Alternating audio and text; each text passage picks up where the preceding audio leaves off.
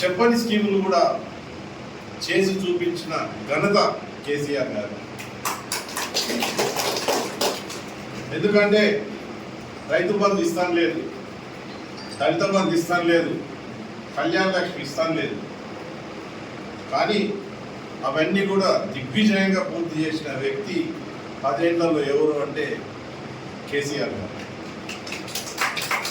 పింఛన్లు కానీ 200 ఉన్న పింఛన్ను 2000 చేసింది.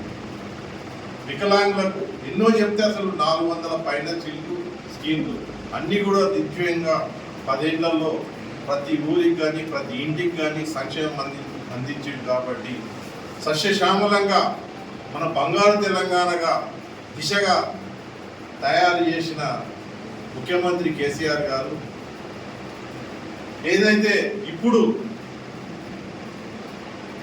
అమలు కాని హామీలు,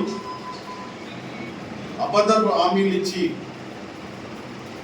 గద్దెనెక్కిన తర్వాత కాంగ్రెస్ పాలనలో ఈ 2.5 సంవత్సరాలనే ఉన్న అభివృద్ధి కానీ, ఉన్న సంక్షేమాలు కానీ, ఉన్న స్కీములు కానీ అన్నీ కూడా మరుగున పడిపోయినాయి.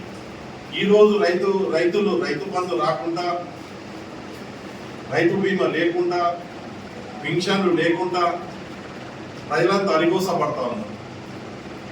ఈరోజు ఎవరిని కదిలించినా, రైతులను కదిలిస్తే కన్నీళ్ళే తప్ప వాళ్ళకు ఏది లేదు.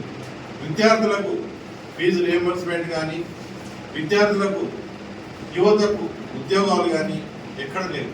గతంలో సత్యం గారు చెప్పినట్టు గతంలో కేసీఆర్ గారు ఇచ్చిన నోటిఫికేషన్వే ఈరోజు ఆ పత్రాలు ఇచ్చి సంతోషపడతాము. కాబట్టి